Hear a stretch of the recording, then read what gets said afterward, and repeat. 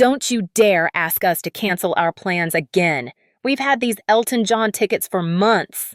My mother's voice exploded from my phone, sharp and unapologetic. It wasn't just loud, it was final. I stared at the video call screen, lying in a stiff hospital bed at Las Vegas Medical Center, one hand clutching my abdomen, the other trying to keep my voice from breaking. It was Christmas Eve. My 2-year-old twins, Leo and Sophie, sat quietly in the corner playing with soft toys. The heart monitor beeped steadily beside me. Nurse Ellen was checking my vitals, her presence the only kindness in the room. The pain in my stomach felt like someone twisting a knife inside me, but the ache in my chest? That came from the woman on the screen, my mother, looking at me like I was nothing more than an inconvenience. My name is Claire Bennett. I'm 33 years old, widowed. And in that moment, I realized something I had buried for decades. I had always been the afterthought in my own family. My younger sister Rachel, the golden child, could do no wrong. She was the center of every celebration, every sacrifice, every decision. Me? I was the reliable one, the practical one, the one who took care of things, the one they turned to when they needed help and ignored when I needed the same. 6 months ago, my husband Michael died in a car accident. I didn't have time to mourn. I had to keep working, keep feeding the twins, keep surviving. And through it all, I kept supporting my retired parents with $2,500 a month because they said they couldn't manage without it. I sent the money out of guilt, out of duty. I thought I was being a good daughter, but now, lying here with internal bleeding and facing emergency surgery, the truth hit me like ice water. They wouldn't even watch their grandchildren so I could stay alive. "I'm in the hospital," I whispered, barely able to speak. "I might need surgery tonight. I have no one else to watch the kids." "Well, maybe you should have planned better," my father chimed in off screen. "You're always creating problems, Claire. We're retired. We deserve to enjoy our lives." Ellen's hand squeezed my shoulder gently. She had heard enough. "My friend Grace is a nanny," she said softly. "She's trauma-trained and has worked in children's hospitals. Let me call her." I looked at my twins, still too young to understand what was happening. They had already lost their father. If I didn't make it out of surgery, they'd be orphans. And now, my parents, their own grandparents, were abandoning them for concert tickets. "Please," I told Ellen. "Call her." As Ellen stepped out to make the call, I reached for my phone with trembling hands. My fingers moved slowly, but I knew exactly what I had to do. First, I messaged my bank. "Cancel all automatic transfers to Robert and Diana Bennett." Then I opened a new message and typed, "I will no longer be providing financial support. My children and I deserve better than being your afterthoughts. Don't contact me again." I hit send, and just like that, something in me shifted. As they wheeled me into the operating room, I felt more than fear. I felt clarity. Not because I knew the surgery would go well. No one could guarantee that.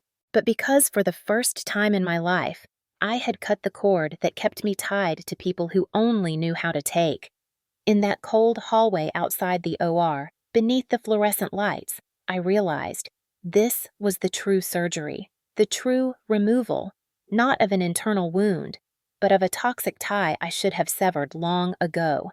When I opened my eyes again, everything felt distant, like I was floating between two worlds, one where pain anchored me, and another where I was strangely lighter. I had made it through surgery. The doctors said the bleeding had been worse than expected, but they stopped it in time. I was lucky, at least that's what they told me. But I didn't feel lucky. I felt hollow. My body was weak, my throat dry. Every movement sent dull aches across my torso. But when I turned my head slowly toward the window and saw Leo and Sophie sleeping side by side on a little hospital cot, and Grace sitting nearby reading a picture book, something inside me softened. Grace looked up and smiled when she saw I was awake. "You made it through," she said gently. "The kids were amazing, brave like their mama." I wanted to cry, not from fear, from relief, from the quiet realization that someone had shown up, not because they had to, but because they cared. Grace wasn't family, but in that moment, she felt more like family than anyone ever had. Later that day, when the fog of anesthesia started to clear, I asked the nurse for my phone. It was blinking furiously. 27 missed calls. My hands were still unsteady, but I scrolled through the messages. Most were from my parents. None asked how the surgery went. None asked if I was okay, or if the twins were safe. You can't just cut us off like this. We had to dip into our cruise fund to pay the mortgage. You're being cruel, Claire. All over a misunderstanding. And then, finally, one from Rachel. Mom said you had some minor procedure. Why are they freaking out about money? What's going on? It hit me like a slow slap across the face. They had lied to her, told her I was being dramatic. Just a routine checkup. I replied, still groggy. It wasn't routine. It was emergency surgery. I was bleeding internally. They knew. They just didn't care. Rachel replied almost instantly. Oh my God, I didn't know. Claire, I would have watched the kids. I'm so sorry. I didn't realize how bad it was. I believed her. Rachel had always lived inside their curated version of our family, where I was difficult, and they were long-suffering saints. She hadn't seen the cracks like I had, but maybe now she would. The next morning, Ellen came in during her shift change and offered to call the social worker for long-term care planning. I shook my head. I've got someone, I said. Grace. I watched her with the kids, patient, calm, nurturing.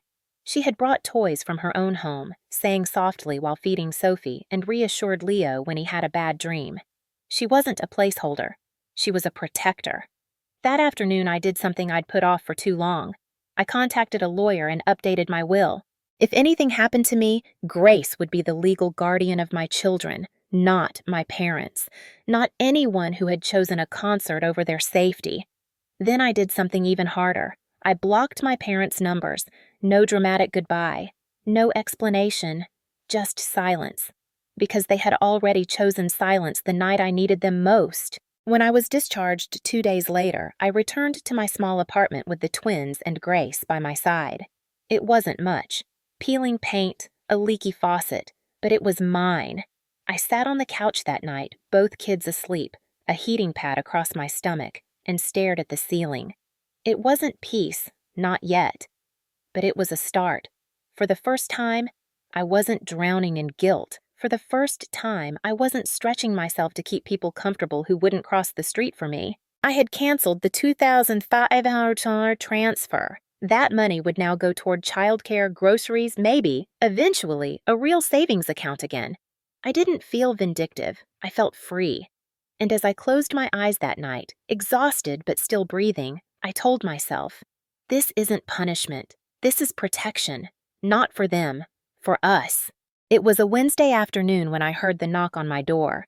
Not the usual light tap from Grace or the excited pounding from Leo. This was firm, purposeful, like someone on the other side felt entitled to enter. I looked through the peephole and felt my chest tighten. My parents. My mother stood there, clutching a designer purse and wearing her usual polished but casual look, though she seemed a little more tired than usual. My father stood next to her, arms crossed, face blank but unmistakably annoyed. I opened the door just enough to speak through the gap. What do you want? I asked, my voice low and steady. My mother gave me a sweet smile that didn't quite reach her eyes. Claire, darling, we've been so worried. You haven't returned our calls. We needed to make sure you and the twins were all right, my father added, his tone sharper, more business than family.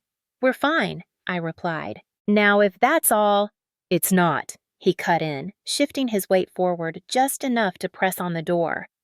We need to talk about this financial situation. The bank called. We had to use cruise savings to make the mortgage. I stared at him for a beat.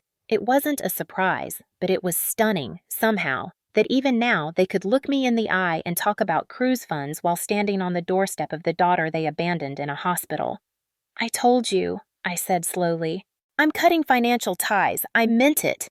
But sweetheart, my mother pleaded, her voice rising an octave, we've come to depend on that money. Your father and I adjusted our entire lifestyle based on your commitment to help us. Commitment. That word felt like poison in my throat. I sent you money out of guilt, I said, out of obligation. while you couldn't even show up for your grandchildren when I was being wheeled into surgery." My father's jaw tightened. "That's not fair. We had plans. Plans more important than whether I lived or died," I snapped. "Did you even ask if I survived? Did you even ask if the twins were okay?"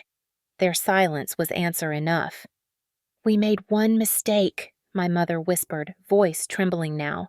"Are you really going to punish us like this?" I took a breath and stepped back, not physically but emotionally. "This isn't punishment. This is consequence." They blinked, as if hearing it from me made it real for the first time. "I've spent my entire life chasing your approval, but in my moment of greatest need, you chose Elton John tickets over your own daughter and your only grandchildren." My father straightened. "We're your parents." "And I'm a parent too," I replied. "I would never treat Leo and Sophie the way you've treated me." Just then, Sophie toddled into view, dragging her giraffe behind her. She looked up, curious, eyes flicking to the strangers in the doorway. My mother immediately dropped her tone and bent down. "There's my precious grandbaby! Grandma brought you a gift!" Sophie stared for a second, then backed away and wrapped her arms around my leg. She didn't know them.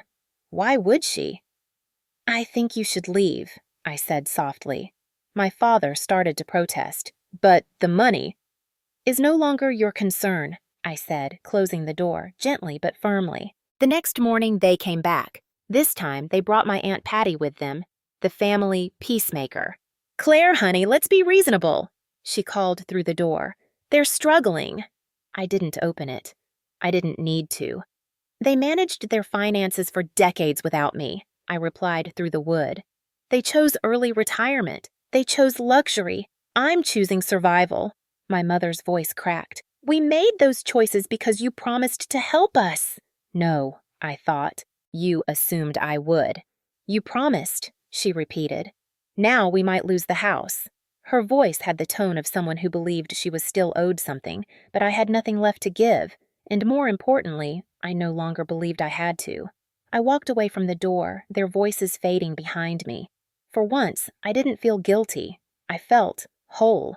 3 days later, my phone buzzed with a message from my cousin Jordan. "Claire, are you okay? Uncle Robert sent a mass email to the whole family. It doesn't paint you in a great light." I felt a chill. I didn't need to see it to know what it said.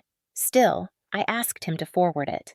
And there it was, an impressively long, well-crafted email from my father, full of elegant phrases and vague allusions. "After years of financial support to our daughter, we find ourselves abandoned in our time of need. Claire, unfortunately, has chosen to withhold help over a personal disagreement. We have always prioritized our family, but sometimes the hurt runs too deep." Not one mention of the hospital. Not one word about the emergency surgery. Not even a passing acknowledgement of why I had cut them off. To the uninformed, it read like a tragedy of aging parents cast aside by a cold-hearted daughter. But the truth has a way of leaking out, especially when it's been silenced for too long. Within the hour, Rachel replied to the email thread. I was misled too. Claire didn't have a minor procedure. She had emergency surgery. She could have died. Our parents refused to help because they had concert tickets. That's not abandonment. That's boundaries. And just like that, the air began to shift. The next day, messages started coming in, this time to me directly, from a cousin I hadn't seen in 10 years. "Hey, I'm really sorry. I didn't know what was going on. Do you need anything?" From my Aunt Margaret, who had always sided with my parents in every family dispute. "I'm shocked. I had no idea. They made it sound like you were punishing them out of spite. That's clearly not the case." Even my mother's older sister, Aunt Patty, the one they brought to my doorstep as a peace offering, called me. Her voice was quiet, almost embarrassed. "I was told you were just being dramatic," she said. "They never said a word about surgery. I would have never shown up like that if I had known the truth." I believed her, because that's the thing about family manipulation. It doesn't just twist the victim, it twists the whole tree. But this time, people weren't falling for it. Rachel came by that evening with groceries and a warm casserole. She looked tired, but resolute. "I got into a screaming match with Mom," she said. "I told them I wasn't going to lie for them anymore." I nodded. You didn't have to do that. I did, she said. They've been controlling the narrative for years. It's time someone else spoke up. We sat in silence for a moment, listening to the twins laugh from the other room. Then she added, "They're actually blaming you for their financial collapse, like out loud, to everyone." "I'm not surprised," I said, "but I'm also not interested." She looked at me, surprised. "I used to feel like I had to defend myself," I explained. "Now I realize the truth speaks for itself. I don't need to shout anymore. I just need to live." Later that week, something else changed. A friend of Grace's, Diana, a real estate agent and fellow single mom, came by for coffee. She had heard a bit of my story and offered gentle advice. "Why are you still renting this place?" she asked, looking around. "You've got equity. A move could lower your monthly costs and give the kids a yard." I laughed at first, but that night I opened my laptop and started running numbers. For the first time, I realized that I might actually have options, not just to survive, but to rebuild.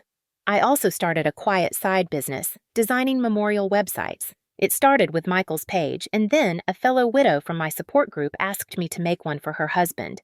Then another request came, and another. People needed a way to grieve with dignity, and I could help them do that. Meanwhile, my parents went radio silent, perhaps overwhelmed by the family's reaction, perhaps regrouping, but I knew them well enough to know they weren't done yet. Still, I no longer feared the next move, because the old version of me, the one that trembled when they called, that bent at every guilt trip, she no longer lived here. The Claire they'd tried to control had been replaced, not by vengeance, not by cruelty, but by a woman who had finally learned, you don't need to scream when you're standing on solid ground. It was late afternoon when the knock came again. This time I wasn't surprised. Through the peephole, I saw both of them, my mother holding a folder, my father standing stiffly behind her. There was no Aunt Patty, no family peacemaker, just the two of them, alone. And this time, they looked smaller. I opened the door halfway. "We need to talk," my father said, his voice flat. "It's important." I let them in, not out of guilt, but curiosity. What would it look like, I wondered, when two people finally had to face the fallout they never thought would come? They sat at my kitchen table, across from a stack of my twins' coloring books. My mother carefully opened the folder and slid a document toward me. "Claire," she said softly, "we're going to lose the house." I didn't flinch. "How much?" She hesitated. My father answered, $144,000. I stared at the number. Mortgage arrears, ballooned interest, penalties, second loans. The entire facade of their comfortable retirement life laid bare in ink. "We never thought it would come to this," my mother whispered. We made some investments that didn't pan out. We thought we had time." I said nothing. Just let them speak. "We're not asking for a gift," my father added quickly. "A loan. We can pay you back when things stabilize." "When you sell the boat?" I asked, not even trying to sound polite. My father bristled. "We'd take a loss. And the timeshare is also a luxury you couldn't afford in the first place." They looked stunned, like children being scolded by a teacher. "You've always had something to say about how we live," my mother said, her voice tightening. "But you don't understand what it's like to feel old, to feel left behind." "No," I said. "I understand exactly what it's like to feel left behind.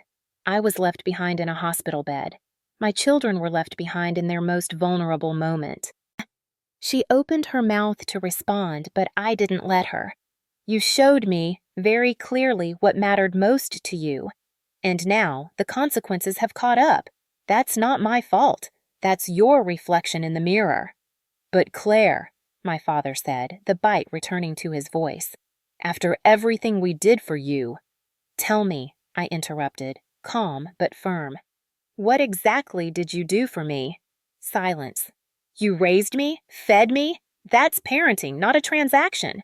But you've treated me like an investment that didn't perform. And now that the dividends stopped, you're here to collect?" They had no words, only pleading eyes. I stood up and slowly slid the folder back across the table. I won't let my children grow up thinking love is something you buy. I won't undo everything I've fought for just so you can keep pretending nothing has changed." My mother reached out as if to touch my hand, but I pulled back. "You were never there for me when it counted," I said. "I will not be your safety net now."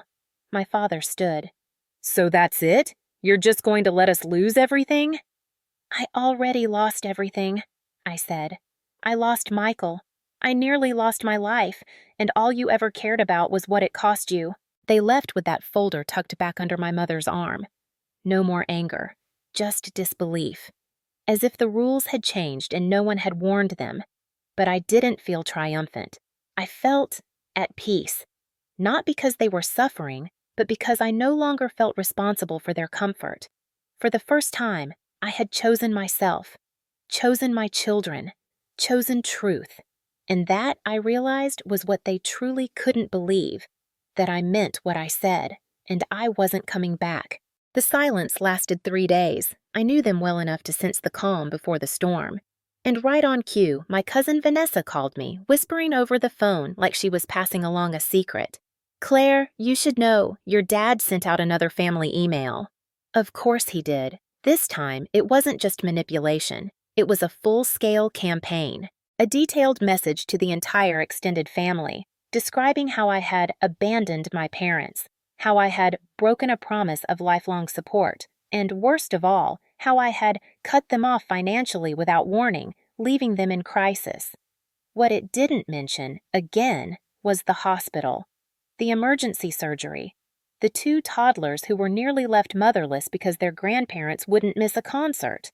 But people were no longer buying the story. The first reply came from Rachel, short and sharp.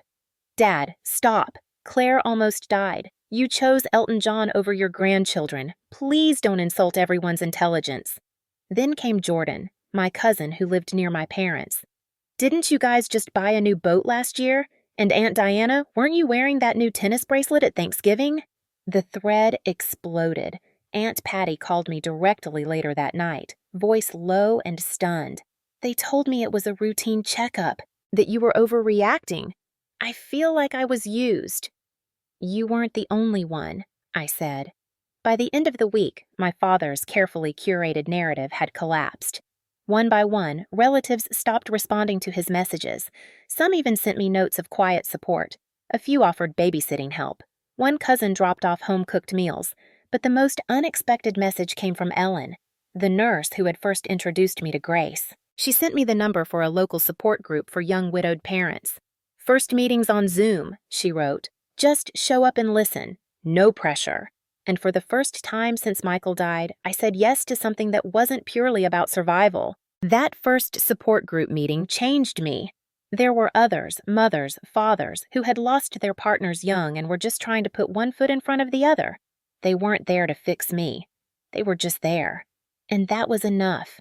Through that group, I met Diana, a real estate agent with a calm voice and a toddler of her own. Her husband had died of cancer 2 years ago. She knew this road. She knew the detours, the landslides, the long, flat stretches of grief. "You've got equity in that apartment," she told me over coffee one day. "Have you ever thought about moving? Downsizing the bills, upsizing the life?" I laughed at first, but then I started thinking, could I actually do this? Could I stop patching the broken walls and just build something new? Meanwhile, things on my parents' side were unraveling fast. Rachel, now fully in the loop, helped them comb through their finances. The truth was ugly.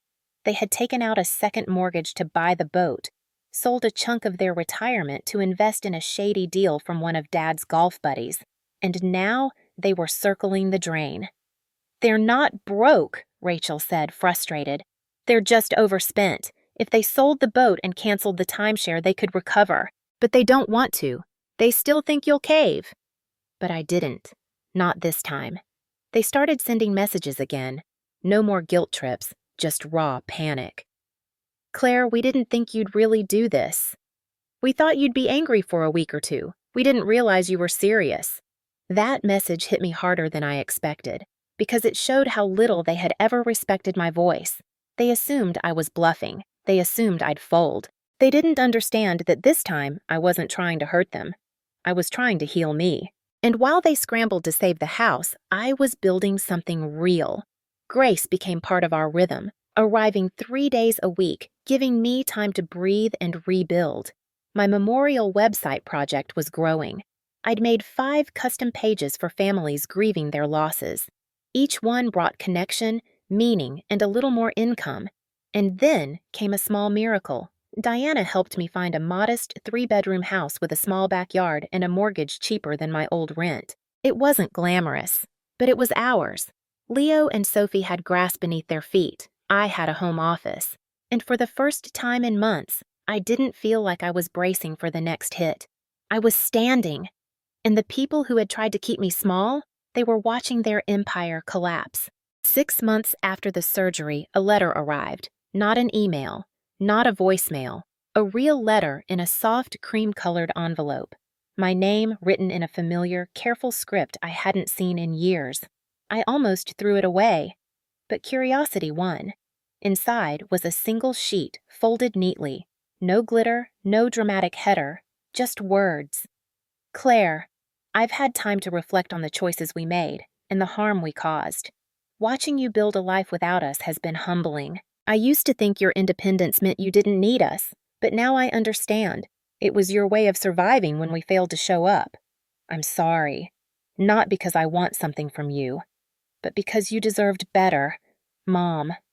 There was no request for money, no begging for forgiveness, just acknowledgement. I read it twice, then set it down. Rachel stopped by that evening with groceries. When I showed her the letter, she let out a low whistle. "They've been talking about writing that for weeks," she said. "Dad didn't want to, but after his heart scare last month..." I blinked. Heart scare? Chest pains. High blood pressure. He's on meds now. Actually taking them too. He's different. I didn't know what to say. A year ago, I might have rushed to their side, but now, I needed to sit with it. I spent that night looking through old family photos. I hadn't touched them in years. Behind every smiling image, I saw what I'd missed back then, the way I always stood slightly off to the side, the way Rachel always had an arm around someone, and I didn't. It wasn't bitterness that filled me. It was clarity. They had always been performing the idea of a family. But now, finally, they were stripped down, flawed, human, maybe even ready to be real. A few weeks later, I agreed to meet them. Not at their condo. Not at my house. A neutral cafe, near my new neighborhood. When I arrived, I barely recognized them. My mother, once draped in brand-name scarves and diamond earrings, wore a plain cardigan. My father, once always standing too tall, too proud, sat with slightly slumped shoulders, nursing a black coffee. We made small talk, the weather, the twins. I showed them a photo of Leo playing in the backyard, Sophie covered in finger paint. They didn't interrupt. They didn't correct me. They just listened. And then my father did something I'd never seen him do. He cried. "I've been a terrible father," he said, "and a worse grandfather. I don't expect forgiveness. I just wanted you to know. I see it now." My mother nodded, eyes wet. "We've been in family therapy. Rachel made us go. We fought it at first, but it's been good. Hard, but good." I didn't rush to comfort them. I didn't say, "It's okay," because it wasn't.